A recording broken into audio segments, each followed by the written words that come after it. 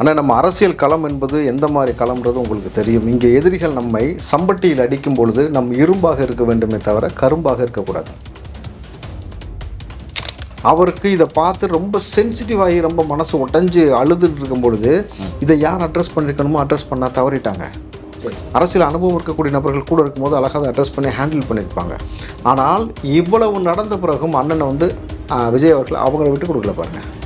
என்னை சார்ந்த நபர்களை தொடாதீர்கள், நீங்கள் பழி வாங்க வேண்டும் என்று நினைத்தால் என்ன வேணால் செய்யுங்க, ஒன்று நான் வீட்டில் இருப்பேன் இல்லை ஆஃபீஸில் இருப்பேன்.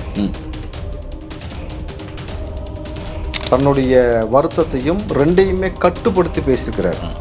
அது எப்படி கூட்டம் வராது நீ டிசைட் பண்ணுவோம். இத்தனை கூட்டத்தை பார்த்தில்ல, ஏற்கனவே 2 மாநாட்டை பார்த்தில்ல, நீதிமன்றம் கேட்டுக்கணும். இது நீங்கள் என்ன புரிஞ்சுக்கணும், அவர் வந்தாலே மாநாடுன்றது நீதிமன்றம் சொல்லுது, இது உனக்கு புரியலையா மண்டையிலன்னு சொல்லி கேட்குறாங்கல்ல. இவ்வளவு நடந்த பிறகும் அரசியல்வாதிகளுக்கும் ஆளுகிற கட்சி நபர்களுக்கும் விஜய் அவர்கள் அரசியலை விட்டே வெளியில் போன்னு சொல்லக்கூடிய தற்கொலைகளுக்கும் பல அரசியல் விமர்சகர்களுக்கும் பெரிய அதிர்ச்சி என்ன தெரியுமா, யாருமே விஜய் மீது கோவப்படல. ஒரு நாள் முழுக்க கரூரில் விஜய் வந்து தங்குவதற்கான அனுமதி கேட்டிருக்காரு. இப்போ தம்பி நீங்கள் ஆனந்த் அவர்களோ ஜான் அவர்களோ மிச்சம் யாருமே எல்லாத்தையும் விட்டுட்டு தொடர்ந்துட்டு வரல தம்பி. அதான எதார்த்தம் உண்மை. எல்லாரும் ஒவ்வொரு விஷயங்களுக்காக இருக்கிறாங்க, வேலையில் இருக்கிறாங்க. அதன் மூலமாக அவர்களுக்கு ஆதாயம் கிடைக்கிறது. உண்மையா பொய்யா? உண்மைதான், யதார்த்தம் தான். ஆனால் விஜய் அவர்களுக்கு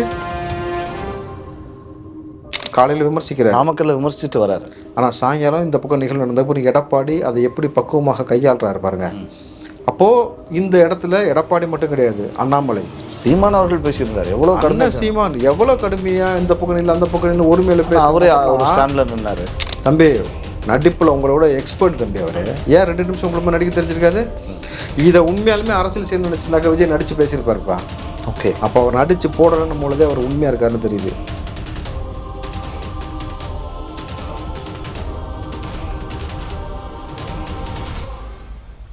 ஜாம்பவான் நேயர்களுக்கு பிரபாகரனின் அன்பு வணக்கம். இன்றைய அரசியல் அரங்கம் நிகழ்ச்சியில் நம்மோடு இணைந்திருக்கக்கூடிய சிறப்பு விருந்தினர் திரு ராவுத்தர் இப்ராஹிம் அவர்கள். வணக்கம்ண்ணா. வணக்கம் பிரபா. பல விஷயங்கள் தொடர்ந்து தமிழக அரசியல் களத்தில் நம்ம பேசிக்கிட்டு வரோம்.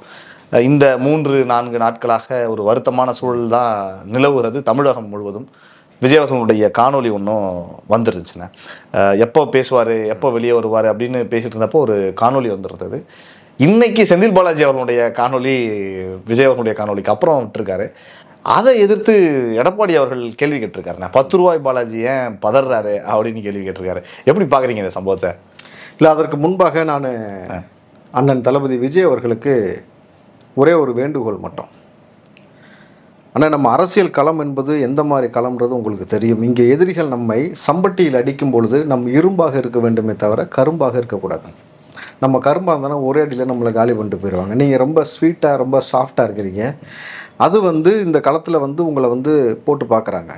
ஸோ நீங்கள் மட்டும் இப்போ நடந்த இந்த நிகழ்வு உங்களை எவ்வளவு துயரப்படுத்தியது எனக்கு தெரியும். ஏன்னா அன்றைக்கு இரவு அண்ணன் வந்து உணவருந்தில் சாப்பிட மறுத்துட்டாரு, தனிமைப்படுத்திக்கிட்டாரு, ரொம்ப அழுத வண்ணம் இருந்தான்றது எனக்கு ரொம்ப நம்பத்தகுந்த இடத்துலேருந்து வந்த செய்தி. ஸோ இதற்கு மேலே நீங்கள் மட்டும் கலங்காதீங்க, நீங்கள் ரொம்ப ஸ்ட்ராங்காக நில்லுங்க. உங்கள் கூட நிற்பதற்கு கோடி நபர்கள் இங்கே ஸ்ட்ராங்காக நம்ம நிற்கிறோம். இந்த அதிகார மையம் என்பது நிரந்தரம் கிடையாது. இவர்களை பார்த்து அஞ்சி ஓடி ஓடி ஒளியக்கூடிய நபர்களாக அரசியலிலே இருந்து அரசியல் பழக்கப்பட்ட நபர்கள் அதை செய்ய மாட்டார்கள். நாங்களாம் இருக்கிறோம், அப்படிலாம் உங்களை விட்டுறவே மாட்டோம். ஸோ இப்போ கம் டு தி பாயிண்ட். நீங்கள் சொன்னதுபடி அண்ணன் அவர்களுடைய விளக்கம் ரொம்ப டீசெண்டாக டீகோட் பண்ணி சில விஷயத்தை மையப்படுத்தி பேசியிருந்தார். இத்தனை இடங்கள் நடக்காத அசம்பாவிதம் கரூரில் மட்டும் எப்படி? 2வது, அங்கே நடந்த சம்பவத்தை குறித்து இறைவனே எனக்கு இறங்கி வந்து பேசியது போல் இருந்தது கரூர் மக்கள் சொன்ன வார்த்தை. மக்கள் சொன்ன வார்த்தை. அவர்கள் நமக்காக பேசலை, நியாயத்தை பேசியிருக்கிறாங்க, உண்மையை வெளிக்கொண்டு வந்திருக்கிறாங்க. இங்கே எவ்வளோ சில விஷயங்கள் அரங்கேற்றப்பட்டாலும் அதை வந்து இன்னைக்கு இறைவனாக நான் பார்க்கிறேன் அவர்கள் சொன்ன வார்த்தைன்னு சொன்ன விஷயம். என்னை என்ன வேண்டுமானாலும் செய்து கொள்ளுங்கள், என்னை சார்ந்த நபர்களை தொடாதீர்கள்னு அவர் சொன்னது. இது நான் எப்படி புரிஞ்சுக்கிறேன்னா, விஜய் அவர்கள் தான் அங்கே அவரை மட்டுமே வச்சு தான் இவ்வளோ பெரும் கூட்டம் வந்திருக்கிறது. அவர் சார்ந்து அடுத்த ஒரு 5 பேர் 6 பேர் வந்து அடுத்த கட்டத்தில் இருந்தாலும் இங்கே ஒரு பெரிய ஒரு நிகழ்வு ஒன்று அரங்கேறி விட்டது இல்லையா கரூரில்? ஒரு அசம்பாவிதம் நடந்து விட்டது. அந்த இடத்தில் அதுக்கப்புறம் அவர் அட்ரஸ் பண்ணுறதுக்கு இங்கே இந்த பிரச்சனையை ஹேண்டில் பண்ணுவதற்கோ அதை வலைதளத்தில் பேசுவதற்கோ ஆள் இல்லாமல் போயிடுச்சு. ஆள் இல்லையா, இல்லை பயந்தாங்களா? என்ன காரணம்? அதாவது அரசியல்லையே இருந்து அரசியலை கையாளக்கூடிய நபர்களுக்கு இதை எப்படி கையாளணும்னு தெரியும். இதை நம்ம ரொம்ப சிம்பிளாக புரிகிற மாதிரி சொன்னோம்னா, ஒரு வீட்டில் ஒரு துக்கச்சம்பவம் நடந்துருச்சு, ஒரு மரணம் நடந்துருச்சுனாக்கா உறவினர்கள் 7 நாளைக்கு சமைச்சு கொண்டு வந்து கொடுப்பாங்க ஒவ்வொரு வீட்டில் இருந்தோம். அதுதான் வந்து அவங்கள ஆசுவாசப்படுத்துவது. அதுபோல் இன்றைக்கு இவ்வளோ பெரிய துயர சம்பவத்தை அரசியல் களத்தில் இன்னும் சொல்லப்போனால் விஜய் அவர்கள் குழந்தை போல அவருக்கு இதை பார்த்து ரொம்ப சென்சிட்டிவ் ஆகி ரொம்ப மனசு உடஞ்சி அழுதுட்டு இருக்கும் பொழுது இதை யார் அட்ரஸ் பண்ணியிருக்கணுமோ அட்ரஸ் பண்ண தவறிட்டாங்க.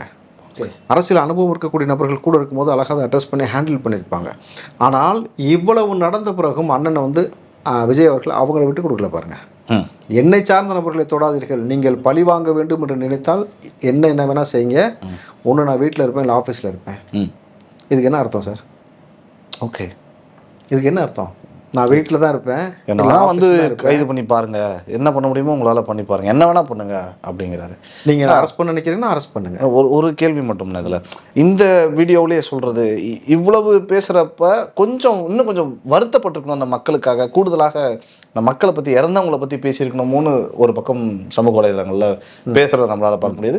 திமுக ஐடிவிங்க வந்து இதே ஒரு வேலையாக வந்து பார்த்தீங்களா வீடியோவை, வருத்தப்பட்டாரு அழுதாருலாம் நீங்க சொன்னீங்களே, நல்லா ட்ரிம் பண்ணி வந்து உட்காந்துருக்காரு, பயிற்சி எடுத்திருக்காரு, 30 மணி நேரம் பயிற்சி எடுத்துட்டு வந்து வீடியோவில் பேசியிருக்காரு இப்படிலாம் சொல்றாங்கல்லண்ணே. அவங்க சொன்னதெல்லாம் அன்பில் மகேஷை பற்றி. ஓகே, புரியுதுங்களா? விஜயை பற்றி நம்ம எடுத்துக்கொள்ள முடியாது.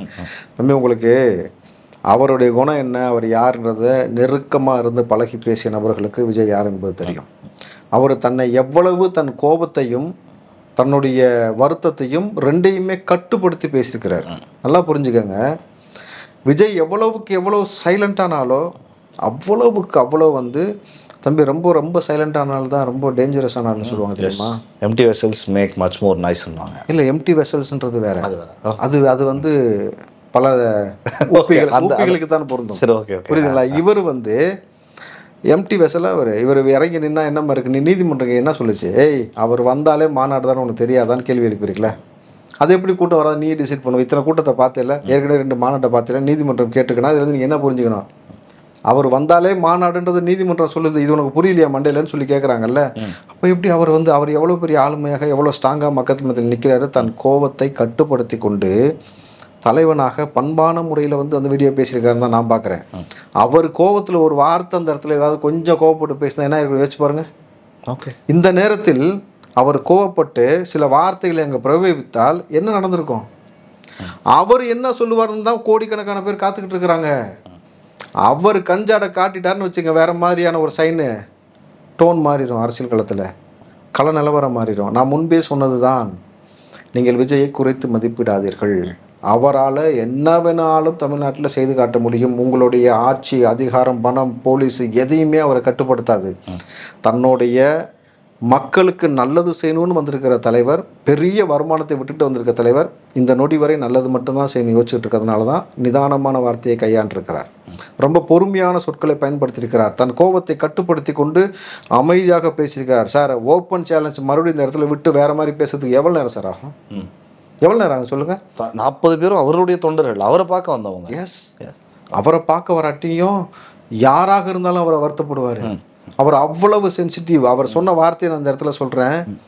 தன் தங்கை இறந்த பொழுது இந்த நொடி வரைக்கும் அது எப்படி வருத்தப்படுறாரோ அதே வருத்தத்தை விட பல மடங்கு வருத்தத்தில் இருக்கிறாரு. ஏன்னா கண்ணுக்கு முன்னாடி இறந்த நபர்கள் கோரமாக இறந்திருக்கிறார்கள், மூச்சுத்திணறல் ஏற்பட்டு மிதிப்பட்டு இறந்திருக்கிறார்கள். கூடுதலாக இங்கே ஒரு கேள்வி வருகிறது, ஊடகத்தில் இன்றைக்கி ஒரு பெரிய விவாதம் நடந்து கொண்டிருக்கிறது.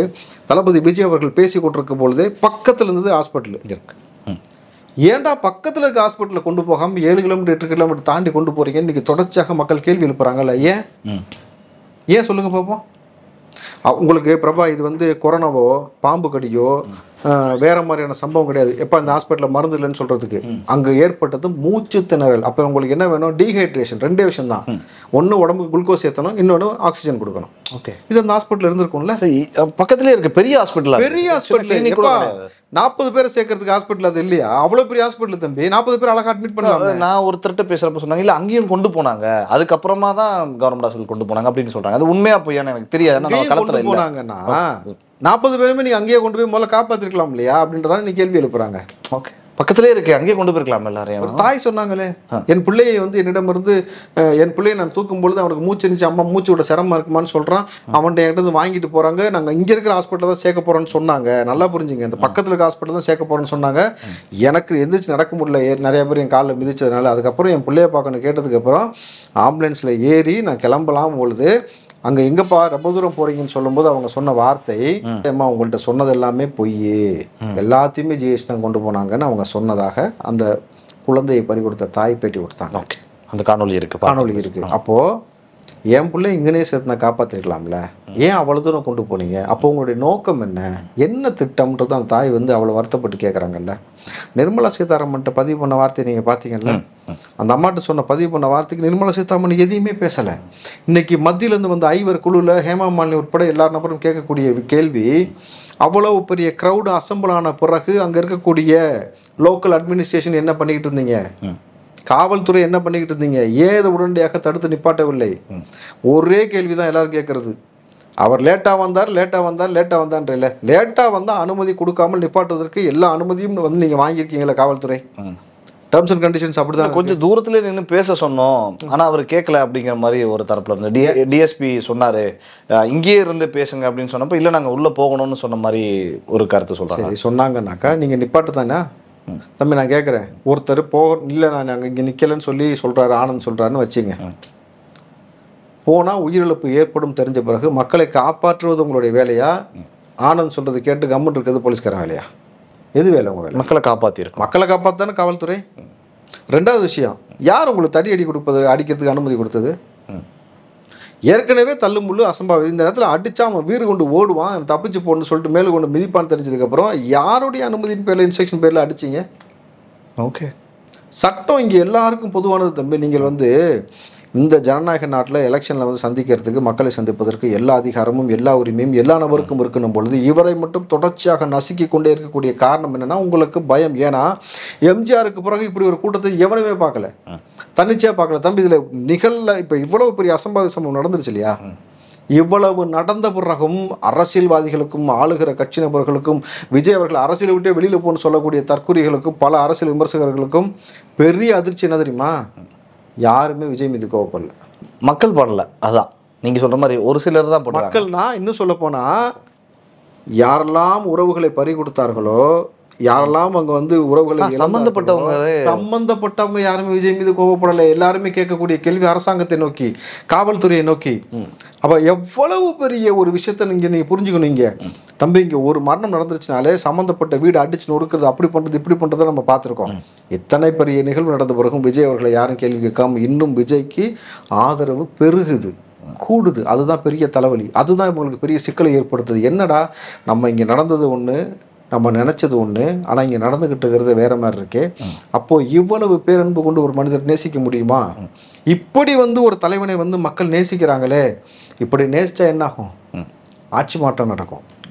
அதைத்தான் இப்போ பதறாங்க எல்லாருமே. இன்னைக்கு ஒரு நபர் வந்து எழுதி வைத்து விட்டு மரணித்திருக்கிறார், தற்கொலை செய்திருக்கிறார். நம்ம பார்க்குறோம்ல, டிவிகே சார்ந்த நபர். இந்த சம்பவத்திற்கு முழுக்க காரணம் செந்தில் பாலாஜி தான். பாட்டிலுக்கு 10 ரூபான்னு பாடின பிறகுதான் இப்படி ஒரு அசம்பாவிதம் நடத்தப்பட்டது அப்படின்னு எழுதி வச்சுட்டு ஒருத்தர் மரணிச்சு போயிருக்காரு, தற்கொலை செய்து கொண்டிருக்கிறார். இது எவ்வளவு சென்சிட்டிவ் இஷ்யூஸ். இப்போ இதை தமிழ்நாடு அரசு சார்பாக தனிநபர் குழு போட்டிருக்கீங்க, அவங்க இதை விசாரிக்கணும். மத்தியில் வந்து ஐவர் குழு விசாரிக்கும். அதை தாண்டி இங்கே இவங்க வந்து டிவிகே சார்பாக வந்து சிபிஐட்ட கோரிக்கை கேட்டிருக்காங்க. இங்கே இருக்கக்கூடிய காவல்துறை இதை பற்றி விசாரிக்கணும். சாதாரண விஷயம் கிடையாதுல்ல. ஒரு மனுஷன் கைப்பட இப்படி ஒரு இதை எழுதி வச்சுட்டு இப்படி இறந்துருக்காங்கனாக்கா அவனுக்கு எந்தெந்த உண்மைகள் தெரிந்திருக்குமோ, எதற்காக பயந்தானோ, எந்த நெருக்கடிக்கு பயந்து அவன் தற்கொலை செய்து கொண்டானோ, நான் உண்மை வெளியில் வரணும், விஜய் அவர்கள் காப்பாற்றப்படணும், அவருக்கு நீதி கிடைக்கணும்ன்ற ஒரு கோணத்தில் ஒரு நபர் இறந்து போவதுன்றது சாதாரண விஷயம் கிடையாது தம்பி. இன்றைக்கு 41 உயிர் பறி போயிருக்கு. ஆனால் தன் உயிரை மாய்த்து கொள்வதுன்னு ஒரு விஷயம் இருக்குல்ல, அதுக்கு தான் கூடுதல் தைரியம். இது விபத்தில் நடந்தது. இது அவரே தற்கொலை செய்து கொள்வதற்கு அந்த மனநிலைக்கு எப்படியாப்பட்ட மனநிலை அவன் தள்ளப்பட்டிருப்பான், எவ்வளவு விஜய் அவரை பேரன்பு கொண்டு நேசிச்சிருப்பான்னு ஒரு விஷயம் இருக்குல்ல. ஆனால் நம்ம சொல்ற ஒரே விஷயம், தற்கொலை தீர்வு கிடையாது. நீங்கள் இதற்காக நீங்க உயிரை மாய்த்து கொள்றதுக்கு போல விஜய்க்கு பக்கபலமா நின்று போராடுவதற்கு, சட்டத்தை அணுகுவதற்கு என்ன செய்யணுமோ செஞ்சுக்கணும். மாணவ பிள்ளைகளோ இந்த மாதிரி சம்பவமா இருக்கட்டும், எதுவுமே தற்கொலை என்பது தீர்வு கிடையாது. தயவு செஞ்சு அந்த நகருக்கு யாருமே நகராதீங்க. பல விஷயங்கள் நீங்கள் சொன்னாலும்னே ஒரு பெரிய குற்றச்சாட்டு தான், வெளிப்படையாகவே சொல்லணும்னா குற்றச்சாட்டு தான். நீங்கள் சொல்கிற மாதிரி இவ்வளவு அன்பாக உயிர் போயிருக்கு, இந்த நிலையிலையும் கூட அந்த குடும்பத்தார் அவருக்கு ஆதரவாக இருக்காங்க, மக்கள் தொண்டர்கள் ஆதரவாக இருக்காங்க. அப்படிங்கிறப்போ ஒரு தலைவர் அப்படிங்கிறவர் அவங்கள நேரில் சந்திக்கணும்ல, என்னதான் நடந்துட போகுது, என்ன பண்ணிட போகிறாங்க, நேரில் சந்தித்து ஆறுதல் சொல்கிறது அப்படிங்கிறது அது இன்னும் உத்வேகம் கொடுக்கும்ல தாவேக்க தொண்டர்களுக்கு. அதாவது இதில் 2 கோணத்தில் நீங்கள் பார்க்கணும். இந்த நிகழ்வு நடந்த பொழுது சீமான் அவர்கள் மருத்துவமனைக்கு போன பொழுது சீமான் அவர்களை ஒருமையில் ஒரு கூட்டம் அங்கே நின்று திட்டுச்சு, கடுமையாக வசைப்பாடுச்சு. அவனை இவனை எதுக்குடா வந்த அப்படி இப்படின்னு பேசும் பொழுது கூட எல்லா இடத்திலும் கோவப்படக்கூடிய சீமான் ரொம்ப பக்குவமாக அமைதியாக கடந்து அவர்களை போய் சந்திச்சார். ஆனால் இந்த கூட்டம் அங்கு சொல்லப்படுவது விஜய் அவர்கள் வந்தால் விஜய் அவர்களை வம்பிழுப்பதற்காக பேசுவதற்காக இது திட்டமிட்டு அரங்கேற்றப்பட்டிருக்கலாம்னு ஒரு சந்தேகத்தை எழுப்புறாங்க. 2வது விஷயம், காவல்துறையிட்ட அனுமதி கேட்டு அனுமதி கொடுக்கலன்றது தான் டிவிகே சார்பில் சொல்றது. 3வது, ஒரு நாள் முழுக்க கரூரில் விஜய் தங்குவதற்கான அனுமதி கேட்டிருக்காரு. இப்போ ஓகே, சும்மா 1 மணி நேரம் வந்துட்டு போறதில்ல, ஒரு நாள் முழுக்கதும் அங்கே நின்று இந்த சம்பவம் முடிஞ்சு இப்போ கேட்டுக்கொண்டு இருக்கா. ஒரு நாள் முழுக்க, ஏன்னா 41 குடும்பத்தை போய் பார்க்கணும், இறந்தது மட்டும் இல்லை மருத்துவமனையில் சிகிச்சை பெற்றிருக்காங்களா அவங்களையும் போய் பார்க்கணும் பொழுது நீ 2 மணி நேரம் 3 மணி நேரம் கொடுத்தா எனக்கு பத்தாது, அப்புறம் நீ ஏன் லேட் பண்ண, ஏன் சீக்கிரம் வரலன்னு கேள்வி எழுப்பக்கூடாது. எனக்கு 24 மணி நேரம் அனுமதி வேணும், எனக்கு 24 மணி நேரம் பாதுகாப்பு வேணும், அவர்களை நான் ஆசுவாசப்படுத்த வேண்டும், அவர்களுக்கான உதவி செய்ய வேண்டும், அவர்களோடு நான் கொஞ்ச நேரம் அமர வேண்டும், உட்கார்ந்து நான் பேச வேண்டும் அப்படின்னு எல்லா விஷயத்தையும் இப்படி கேட்டுட்டு இருக்கிற பொழுது நான் நிச்சயம் சொல்ற தளபதி களத்துக்கு வருகிறார், கரூருக்கு வருகிறார், அங்க இருக்கக்கூடிய மக்களை சந்திக்கிறார். அன்றைக்கு எல்லாத்துக்கும் ஒரு விடை கிடைக்கும். ஆனால் ஒரே விஷயம்தான் திரும்ப திரும்ப நம்ம சொல்லுவது, நீங்கள் திரும்ப திரும்ப விஜயை அண்டர் எஸ்டிமேட் பண்ணாதீங்க. அவர் இப்போ இந்த விஷயத்தின் மூலமாக சில விஷயங்களை அவன் உணர்ந்து கொண்டார். இன்னும் இந்த கட்டமைப்பை எப்படி வலிமைப்படுத்துவது, இன்னும் யாரெல்லாம் இணைத்து வைத்து கொண்டிருப்பது, இன்னும் நம்ம எப்படி அரசாங்கத்தை எந்தெந்த வடிவத்தில் அணுகுவது, இனி மக்களுக்கு ஒரு சின்ன பிரச்சனை கூட வராமல் எப்படி ஹேண்டில் பண்ணுவது, எல்லாத்தையுமே இப்போ நூக்கன் கார்னர் உட்காந்து இப்போ அதை தான் டிஸ்கஸ் பண்ணிட்டு இருக்கிறாரு.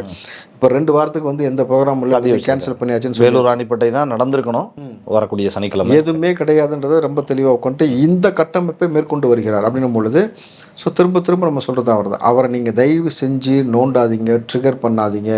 பேரன்பு கொண்டு நேசிக்கக்கூடிய ஒரு தலைவனை நீங்கள் ட்ரிகர் பண்ணுறது, அரெஸ்ட் பண்ணலான்னு நினைக்கிறது, அடுத்த கட்டத்திற்கான நெருக்கடிக்கு தள்ளுவது என்பது உங்கள் தலையில் நீங்களே கொல்லி கட்டி வச்சு சொரிஞ்சுக்கிறதுக்கு சமம். ஏன்னா இன்றைக்கு அத்தனை உண்மையும் வெளியில் எடுத்து கொண்டு கொடுத்தது யார் தெரியுமா? அங்கே இருக்கக்கூடிய மக்கள், ஓகே, அங்கே இருக்கக்கூடிய பப்ளிக். அங்கே இன்னும் சொல்ல போனால் பாதிக்கப்பட்டு உறவுகளை இழந்த உறவுகளே பல ஆதாரத்தை இங்கே வெளியில் கொடுத்து கொண்டிருக்கிறாங்க பொழுது இப்படி ஒரு நேசம், இப்படி ஒரு பாசம், இப்படி ஒரு உண்மையை வெளியே கொண்டு வரணும், அவருக்கு எல்லா சூழலிலும் நாங்கள் கூட இருக்கணும்னு நினைக்கக்கூடிய இந்த விஷயம், இந்த வாரியர்ஸ், இந்த பசங்க தொடர்ச்சியாக இப்போ 4-5 நாளாக உட்காந்து ஒர்க் பண்ணுறாங்க. இல்லை தம்பி, விஜய்க்கு அடுத்தபடியாக 4 பேர் 5 பேர் தான் மேல்மட்ட குழுவாக இருக்குன்னு சொன்னாங்களே, அவங்களாம் வலைதளத்தில் காணோம். அவர்கள்லாம் எந்த ஒரு பதிவு போடல, எந்த ஒரு அறிக்கை போடல, கட்சியில் பொறுப்பு வாங்கின எல்லாருமே கப் சிப்புன்னு கிடக்குறாங்க. ஆனால் இந்த பசங்க இருக்காங்க பாருங்க, டிவிகே வாரியர்ஸ்ன்னு சொல்லிட்டு தளபதியை விட்டுவிடவே கூடாது, எப்படி சம்பவத்தை எப்படி அரங்கேற்றம் செய்திருக்கிறார்களோ அது எல்லா உண்மையும் வெளிக்கொண்டு வரணும்னு தொடர்ச்சியாக நான் ஸ்டாப்பாக வேலை செய்கிறான். நான் இந்த துயர சம்பவத்திற்கு பிறகு 4 மணி விடிய காலம் 4 மணிக்கு தான் நான் தூங்குறேனே. அந்த காணொலி பார்ப்ப தரவுல 3 மணி 2 மணி 1 மணிக்கு பதிவுகள் வந்து கொண்டே இருக்கிறது. ட்விட்டரில் யார் யார் என்னென்ன சொன்னாங்க, என்னென்ன விஷயங்கள் சொல்லி பதிவு பண்ணிகிட்டே இருக்காங்கன்னும் பொழுது இப்படி ஒரு பேரன்பை இந்த காலத்தில் சமகாலத்தில் நீங்கள் ஒரு மனுஷன் சம்பாரிச்சிருக்கான்னு சொல்லுங்கள் பார்ப்போம். நியாயமா அரசியல் காலத்தில் இருக்கக்கூடிய நபர்கள் இதை சம்பாரிச்சிருக்கணும். ஒரே ஒரு விஷயம் தான் எனக்கு இதில் புரிஞ்சுது. ராவணன் இருக்கார் இல்லையா, கேள்விப்பட்டீங்களா வரலாற்றில்? ராவணனை குறித்து நம்ம படிக்கும் பொழுது அதில் சொல்லப்பட்ட வார்த்தை, அவர் ஆட்சியின் கீழ் அந்த மக்களுக்கு கொண்டாட்டம் என்று என்னவென்றால் தெரியாதான். ஓகே, எப்படி கொண்டாட்டம்னாலும் என்னன்னு தெரியாதான். இதை மட்டும் பார்க்கும்போது உங்களுக்கு எப்படி தெரியுது? எப்படி இருந்திருப்பாங்க அவங்க, ரொம்ப துயரமா இருந்திருக்காங்க அப்படின்ற மாதிரி. ஆனா அடுத்த வரியில குறிப்பிடுறாங்க, அந்த மக்களுக்கு கஷ்டம்னா என்னன்னு தெரியாது, கவலைன்னா என்னன்னு தெரியாது, இன்னல்னா என்னன்னு தெரியாது. இது தெரிஞ்சாதானே அதுல இருந்து விடுபட்டு கொண்டாட்டம் மனநிலைக்கு வர்றது. ஓகே, அவன் வாழ்ந்ததே அந்த மாதிரி மனநிலை வாழ்ந்தான், அப்படி ஒரு ஆட்சியை கொடுத்தான் ராவணன்றாங்க. ஓகே, அப்போ இங்கே ராமனை தூக்கி ஒரு மாதிரி கொண்டாடும் பொழுது, ராவணனை பற்றி சொல்லும் பொழுது எப்படிப்பட்ட வார்த்தைகள் பாருங்க. அப்போது ஒரு ஆட்சியாளன் அப்படி இருக்கணும், அந்த மாதிரி ஒரு ஆட்சியை நல்லபடியாக நம்ம இங்கே கொடுக்கணும், மக்களை சந்தோஷப்படுத்தணும்னு சொல்லி தானே, மக்களை நிம்மதியாக வாழணும்னு சொல்லி தானே அவ்வளோ பெரிய விஷயத்தை தூக்கி போட்டு வந்திருக்கிறார் இன்றைக்கி. தம்பி, நீங்கள் ஆனந்த் அவர்களோ ஜான் அவர்களோ மிச்சம் யாருமே எல்லாத்தையும் விட்டுட்டு திறந்துட்டு வரல தம்பி. அதான யதார்த்த உண்மை. எல்லாரும் ஒவ்வொரு விஷயங்களுக்காக இருக்கிறாங்க, வேலைகள் இருக்கு, வேலையில் இருக்கிறாங்க, அதன் மூலமாக அவர்களுக்கு ஆதாயம் கிடைக்கிறது. உண்மையா பொய்யா? உண்மைதான், யதார்த்தம் தான். ஆனால் விஜய் அவர்களுக்கு எதுவுமே கிடையாது. எல்லா வருமானத்தையும் தூக்கி எறிஞ்சிட்டு இழந்து விட்டு அந்த மக்களுக்காக நல்லது செய்யணும், அவர்களுடைய வாழ்வாதாரத்தை மேம்படுத்தணும்னு நினைக்கிற பண்பு தான் தலைவன் பண்பு.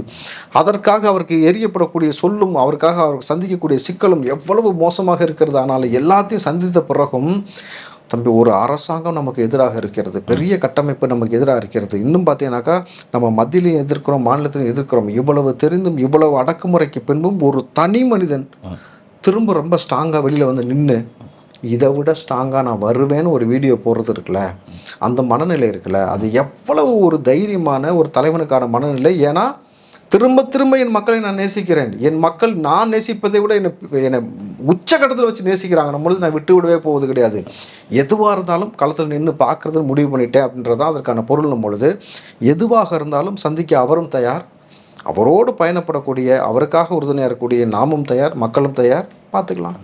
பல விஷயங்கள் நீங்கள் சொல்கிறப்ப இன்னும் ஒரு குறைனே வைக்கலாம்னா, ஒரு தலைவர் இவ்வளோ பேர் இழப்பு இருக்கிறப்ப அந்த வழிகளை ஒரு காணொலி காட்சி வாயிலாக சொல்கிறத விட பத்திரிகையாளர்கள் விமான நிலையத்தில் இப்படிலாம் கேட்டப்ப ஏன்னா குற்றச்சாட்டை வச்சாங்க, அதனால் நான் கேட்குறேன், அவங்கள சந்தித்து சொல்லியிருந்தாருன்னா இன்னும் கொஞ்சம் வீரியமாக ஒரு ஆறுதலாக இருந்திருக்குமோ மக்களுக்கு அப்படின்னு நினைக்கிறேன். தம்பி, நீங்கள் ஒரு மரண நிகழ்வு நடத்தும் பொழுது உங்களுக்கு எப்பயுமே ஊருக்கே ஒருத்தன் புத்திமதி சொல்கிறவன் இருப்பான், எல்லாத்துக்கும் ஐடியா கொடு. ஆனால் அவன் வீட்டில் ஒரு சம்பவம் நினச்சின்னு வச்சுக்கலேன், அவனுக்கு மைண்டு வேலையை உடஞ்சி போய் உட்காந்துரும், வார்த்தை வராது, அடுத்து என்ன செய்யணும்னு தோணாது, ஒரு மாதிரியான இறுக்கமான மனநிலையில் அறிஞ்சிடுவான். நான் சொல்கிற யதார்த்த உண்மையை எப்படி உங்களுக்கு இன்டர்கனெக்ட் பண்ணி புரிய வைக்கிறேன்னாக்கா, நம்ம இது வரைக்கும் எல்லாரும் நம்ம குடும்பத்தில் மரணத்தை சந்திச்சிருப்போம். அது அப்பாவோ அம்மாவோ தாத்தாவோ பாட்டியோ அத்தையோ மாமாவோ உறவுகளை நம்ம இழந்திருப்போம். மிக நெருக்கமான இருக்கக்கூடிய உறவுகள் இறந்த பொழுது நம்ம அவங்க கூட நம்ம கூட பேசினது, நின்னது, பார்த்தது இதுதான் நினைவில் வருமே தவிர அதை தவிர்த்து வேறு எதுவுமே வராது. ஒன்று கண்ணீர் வரும், இல்லை மௌனமாக இருக்க சொல்லும், இல்லை நம்மளை தனிமைப்படுத்தி கொண்டு அழுக சொல்லும். இதுதான் நடக்கும். இந்த நேரத்தில் விஜய் அவர்கள் எப்படியாப்பட்ட வாழ்க்கை இதுக்கு முன்னாடி வாழ்ந்தார்னா, அரசியல் களத்தில் நின்று அடிதடியோ பொறுக்கித்தனமோ ரவுடித்தனமோ பார்க்காத ஒரு ஆள். அவர் அரசியல் களத்துக்கு ஏன் அன்ஃபிட்னு சொல்கிறோன்னாக்கா, விஜய் அவர்கள் அரசியல் களத்துக்கு இந்த அரசியல் களத்துக்கு ஏன் அன்ஃபிட்னாக்கா, அவருக்கு கொலை பண்ண தெரியாது, கொள்ளடிக்க தெரியாது, சாராய ஃபேக்ட்ரி வைக்க தெரியாது, அதை வச்சு வருமானம் பண்ண தெரியாது, ஒரு இறப்பில் பிண அரசியல் பண்ண தெரியாது. புரியுதுங்களா? ரொம்ப நேர்மையாக ரொம்ப வெளிப்படையாக இருக்கக்கூடிய ஆள், தன் வருமானத்தை விட்டுட்டு மக்களுக்காக தொடர்ச்சியாக அவர் சம்பாத்தியத்தில் இத்தனை வருஷம் இவ்வளோ தொண்டு செஞ்சுக்கிட்டு இருந்த ஒரு ஆள் இதெல்லாம் சந்திக்கும் பொழுது, படத்தில் இந்த காட்சி அவர் நடிச்சிருக்கிறார் தம்பி, படத்தில் இந்த காட்சி அவர் பார்த்துருக்கிறாரு. இந்த மாதிரி வில்லன்கள் எல்லாத்தையும் கொல்லுவாங்க, இந்த மாதிரி ஒரு விஷயம் நடக்கும், ஹீரோ வந்து காப்பாற்றுவாங்கன்னு சீனா வந்து டேக் பை டேக் எடுக்கும் பொழுதே எமோஷனல் கன்வே ஆகிறதுன்றது அது நடிப்பு. ஆனால் நிதர்சன வாழ்க்கையில் நமக்காக வந்து நிற்கக்கூடிய நம்மளுடைய உறவுகள், அதுவும் குழந்தைகள், கர்ப்பிணிகள் எல்லாரும் இறந்த விஷயத்தை கண்ணுக்கு முன்னாடி பார்த்து கேட்ட பிறகு அவருடைய மனநிலை என்னவாக இருக்கும்? ஓகே, இந்த நேரத்தில் நீங்கள் வந்து மைக்கை கொண்டு போய் நீட்டி இதில் 10 பேர் வந்து ஆகாதவன் இருப்பேன், எப்படி ஆகாத சேனலில் வேணாத சேனலில் தேவையில்லாத கேள்வி எழுப்புவேன், இதெல்லாம் உட்காந்து பேசக்கூடிய சூழலில் அவர் இல்லைன்றதை யதார்த்தம். ஆனால் இதை பார்த்து இனி ஓடலை, நான் இதை விட ஸ்ட்ராங்காக வந்து நிற்பேன்னா, இனிமேட்டு என் மக்களை காக்கிறதுக்காக வந்து நிற்பேன், இனி நீ மக்களை தொட யார் தொட்டாலும் எந்த வடிவத்தில் தொட்டாலும் அதற்கான சரியான பதிலடி உங்களுக்கு கொடுக்க போகிறன்றதை ரொம்ப திட்டவட்டமாக சொல்லிட்டு வரார்ல. இனி பாருங்கள் களம் எப்படி மாறும்னு. இனி களம் வந்து வேறு மாதிரி மாறும். நீங்கள் எவ்வளோ பெரிய ஆலமரமாகவோ இல்லை வாழைமரமாகவோ இருந்து கொள்ளுங்கள், அதை பற்றி எனக்கு பிரச்சனையே கிடையாது. நான் இனி என்ன செய்ய போகிறேன்றதை பாரு. நான் தான் சொன்ன ஆரம்பத்திலே தளபதி அண்ணனுக்கு நான் சொன்னது ஒன்று தான், உங்களை சம்பட்டில் வைத்து அடிக்கிறார்கள், நீங்கள் இரும்பாக இருங்கள், கரும்பாக இருக்காதீர்கள். உங்களுடைய அந்த ஸ்வீட்டான ஒரு டோனு அந்த பக்கத்தை கொஞ்சம் ஓரம் வச்சுருங்க. அரசியலுக்குள்ளே வந்துட்டோம், நம்ம ஸ்ட்ராங்காக இருந்தால் தான், எப்பயுமே ஒன்று சொல்லுவாங்கள்ல, சுவர் இருந்தால் தான் சித்திரம்னு, அதே போல் இந்த கட்சியோடைய ஆணிவேர், இந்த கட்சி எல்லாமே இந்த மக்களுடைய எல்லாருமே நீங்கள் தான், உங்களுக்காக தான், இந்த ஒற்றை முகத்துக்காக தான். அப்போ நீங்கள் எவ்வளோக்கு எவ்வளோ ஸ்ட்ராங்காக நிற்கிறீங்கன்றதை பொறுத்து தான் கிளம்பும் பொழுது அவர் ஸ்ட்ராங்காக ஆகிக்கிட்டே வராரு, அவர் ஸ்ட்ராங்காக நிற்கிறாரு. அவர் கூட இனிமேட்டு ரொம்ப ஸ்ட்ராங்கான நபர்கள் கூட வந்து நிற்பாங்க. களம் ரொம்ப சூடாக இருக்கும். இனி வரக்கூடிய எலெக்ஷனுக்குள்ளே எவ்வளோ பெரிய மாறுதல், எவ்வளோ பெரிய எலெக்ஷன் அலையன்ஸ் ஃபார்ம் ஆகுதுன்றதை நீங்கள் பார்ப்பீங்க. ராகுல் காந்தி இந்த பக்கம் யார்கிட்ட ஸ்டாலின்கிட்ட பேசுகிறாரு, ஸ்டாலின்கிட்ட பேசினதை விட அதிகமாக 20 நிமிஷம் விஜய்கிட்ட பேசுகிறாரு. ஓகே, புரியுதுங்களா? இந்த அரசியல் களத்தில் விஜய் அவர்களை யாருமே இன்னும் சொல்லப்போனால் எடப்பாடியை, அதிமுகவை காலையில் விமர்சிக்கிறார், நாமக்கல்ல விமர்சிச்சுட்டு வராரு. ஆனால் சாயங்காலம் இந்த பக்கம் நிகழ்வு நடந்த பிறகு எடப்பாடி அதை எப்படி பக்குவமாக கையாளுறாரு பாருங்க. அப்போது இந்த இடத்துல எடப்பாடி மட்டும் கிடையாது, அண்ணாமலை, சீமான் அவர்கள் பேசியிருந்தார். எவ்வளோ கடுமை சீமான் எவ்வளோ கடுமையாக இந்த பக்கம் இல்லை அந்த பக்கம் நின்று ஒருமையில பேச அவரே ஒரு ஸ்டாண்ட்ல நின்னாரு. எப்படியாப்பட்ட ஒரு ஆதரவு இந்த பக்கம் வந்து கொண்டு இருக்கிறது. அப்போது வந்து எல்லாரும் எந்த கண்ணோட்டத்தில் இதை பார்க்குறாங்க? ஏன்னா இதெல்லாம் அரசியல்லையே இருந்து பலர்களுக்கு புரியுது. ஓகே, இது அரசியல் அப்படின்றது அவங்களுக்கு புரியுது. அப்போ இது எப்படி ஹேண்டில் பண்ணணும்னு புரியுது. அப்போ இந்த நேரத்தில் தம்பி எல்லாரும் மனுஷன் தானே, எல்லாருக்கும் மனசாட்சி இருக்குல்ல, எல்லாரும் இறப்பை பார்த்துருப்பாங்கல்ல, அவங்களுக்கு என்ன தோணும்? என்னதான் அரசியல் களத்தில் நமக்கு எதிராக வந்து நின்னாலும் இந்த புள்ள உண்மையாலுமே விஜயன்ற ஒரு புள்ள நல்லது செய்யணும் தானே வந்துச்சு. நல்லது செய்யணும் இந்த மக்களுக்கு தானே இவ்வளோ பெரிய வருமானத்தை விட்டுட்டு ஒரு ஆள் வந்து சினிமாவில் வந்து இன்றைக்கி இருக்கக்கூடிய அத்தனை சினிமா பிரபலங்களும் சினிமாவில் இருந்துட்டு அரசியல் களத்தில் வரதே இல்லை, வந்துட்டாலும் திமுக போயிடுறேன். அப்படி இருக்கும் பொழுது ஒரு நபர் நல்ல விஷயத்துக்காக வந்திருக்கும் பொழுது இந்த நேரத்தில் நம்ம கூட நிற்கணும். நிற்காமல் போனால் அடுத்த தலைமுறை பிள்ளைகளுக்கு, அடுத்து வரக்கூடிய பிள்ளைகளை காப்பதற்கு ஒரு நல்ல தலைவன் என்ற நபர் இல்லாமல் போய்விட்டால் சமூகமும் இந்த மக்களும் இந்த நாடும் எந்த மாதிரியான நாசமான ஒரு நிலைமைக்கு போயிடுவாங்கன்றத அந்த சூழ்நிலை உணர்றாங்கல்ல எல்லாரும். அப்போ இந்த பக்கம் அவங்க சப்போர்ட், இந்த பக்கம் மக்கள் சப்போர்ட்டு, ஆண்டவன் சப்போர்ட்னா தான் அவரே சொல்கிறாரு, மக்கள் சொல்லக்கூடிய வார்த்தை இறைவன் சொல்லக்கூடிய வார்த்தையாக பார்க்குறேன்னு. இதைத்தான் தளபதியிடம் பேரன்பு கொண்டு நேசிக்கக்கூடிய மக்களும் விரும்பினாங்க. நம்ம தளபதி சொல்கிறது அதான், நீங்கள் நில்லுங்க ஸ்ட்ராங்காக, நாங்கள் நிற்கிறோம் ஸ்ட்ராங்காக, பார்த்துக்கலாம். பல விஷயங்கள் பேசியிருக்கீங்க. இறுதியாக ஒரே கேள்வியோட விஷயம், ஒரு தலைவன் எப்படி இருக்கணும் அதே மாதிரி அந்த தொண்டர்களும் இருக்கணும் அப்படிங்கிறது ஒரு முக்கியம். தலைவனுடைய சொல் கேட்டு நடக்கணும், அதுவும் ஒரு அரசியல் கட்சிக்கு முக்கியம். பல சமயங்களில் சொல்கிறாரு, பெண்களை கூப்பிட்டு வராதிங்க, வயசானவங்களை கூப்பிட்டு வராதிங்க, குழந்தைங்களை கூப்பிட்டு வராதிங்கன்னு கடந்த கூட்டங்களில் முதல் மாநாட்டில் இருந்தே ஒரு சொல்லிட்டு இருக்காருன்னு தான் நினைக்கிறேன். அப்படி இருக்கிறப்ப அதை தாண்டி வர்றது அப்படிங்கிறது எப்படி பார்க்குறது? அது கட்டுப்படலன்னு நினைக்கிறதா? தொண்டர்களுக்கு நீங்கள் என்ன சொல்ல வரீங்க தாவேக்காரனுடைய? இது நீங்கள் எப்படி பார்க்குறீங்கனாக்கா, விஜய் அவர்களே அவன் தலைவனாகவே முதல்ல பார்க்கல, அண்ணனை பார்த்துட்டான். சிக்கலே அங்கே தான். எங்கள் அண்ணன் நான் பார்க்கணுன்னு ஒரு பொம்பளை பிள்ளை வருது, வரக்கூடாதுன்னு சொன்னாலும் அவங்க எங்கள் அண்ணனை நான் பார்க்கணுன்னு சொல்லிட்டு ஒரு கர்ப்பிணி வருது, ஏய் உன் மாமாடா நீ பாருடான்னு ஒரு குழந்தைய தூக்கி கொண்டு வந்து அறிமுகப்படுத்துகிறாங்க. புரியுதுங்களா? எல்லாருமே அவரை தலைவனாக பார்க்காமல் உறவாக பார்த்துட்டு தான் இங்கே சிக்கலே, உளவியல் சிக்கல். இது இதை நீங்கள் விஜய் மீது குற்றம் சொல்ல முடியாது. முழுக்க உறவாகவே பார்த்ததுனால தான் அவர் 3 நாள் இப்படி மௌனித்து போய் கிடந்தது. இல்லைன்னு வச்சுங்களேன், அடுத்த நிமிஷமே அன்பில் மகேஷ் மாதிரி அழுது அவருக்கு பேச தெரியாதா? நான் கேட்குறேன் தம்பி, நடிப்பில் உங்களோட எக்ஸ்பர்ட் தம்பி அவர், ஏன் 2 நிமிஷம் உங்களுக்கு நடிக்க தெரிஞ்சிருக்காது? இதை உண்மையாலுமே அரசியல் செய்யணும்னு நினச்சிருந்தாக்க விஜய் நடித்து பேசியிருப்பாருப்பா. ஓகே, அப்போ அவர் நடித்து போடலன்னும் பொழுதே அவர் உண்மையாக இருக்காருன்னு தெரியுது. அப்போது நடிகன் தலைவனாக மாறிவிட்டான். அரசியல் களத்தில் கூட அரசியல் நடிகனாக மாறிக்கிட்டு இருக்கிறீங்க. ரெண்டுக்குமான வித்தியாசத்தை நீங்கள் புரிஞ்சுக்கணும். அப்போ விஜய் அவர்கள் அடி தயவு செய்து உறவுகள் நீங்கள் நேசிக்கிறீங்க, பேரன்பு கொண்டு நேசிக்கிறீங்க. ஆனால் இப்போ சிக்கல் என்ன ஆச்சுன்னு பார்த்துட்டீங்கல்ல. அப்போ இதற்கு மேலே தயவு செஞ்சு உங்கள் அண்ணன் சொல்கிறத நீங்கள் கேளுங்க. நான் அப்படி தான் சொல்லுவேன், ஒரு தலைவன் சொல்கிறத கேளுங்கனாக்கா தொண்டன் கேட்பான். பட் பொதுமக்களை நம்ம என்னன்னு சொல்ல முடியும்? நீங்கள் உங்கள் பிள்ளையாக பார்க்குறீங்க. ஒரு அம்மாலாம் சொல்லிச்சுப்பா, அந்த காணொலி ரொம்ப வைரல் ஆச்சு. அதாவது யாருக்கு ஓட்டு போடுவீங்க? ஏன் மூத்த பிள்ளை தலைச்ச பிள்ளை அதில் எலெக்ஷன் நிற்கிது, அதுக்கு ஓட்டு போடாமல் எந்த நாய்க்கு நெருக்கி ஓட்டு போட போகிறேன்னு கேட்டாங்க அந்த அம்மா. அப்போது எல்லாரும் நீங்கள் உறவாக பார்க்குறீங்க. தயவு செஞ்சு உங்கள் பிள்ளை சொல்வதை, உங்கள் அண்ணன் சொல்வதை கேளுங்கள். இனி இது போல் கூட்டத்திற்கு குழந்தைகளை கூப்பிட்டு வராதிங்க, கர்ப்பிணிகள், பெண்கள், வயது முதிர்வர்கள் வராதீர்கள். ஆனால் இனி இது போல் ஒரு நெரிசனால ஒரு இடத்துல விஜய் அவர்கள் நடத்த மாட்டார். இனி எல்லாமே வெல் பிளான்டாக போகும். ஸோ அதையும் நம்ம இங்கே ரொம்ப தீர்க்கமாக சொல்ல முடியும், நம்ப முடியும் பொழுது இதுதான் நீங்கள் கேட்ட கேள்விக்கான ஒரு விடை.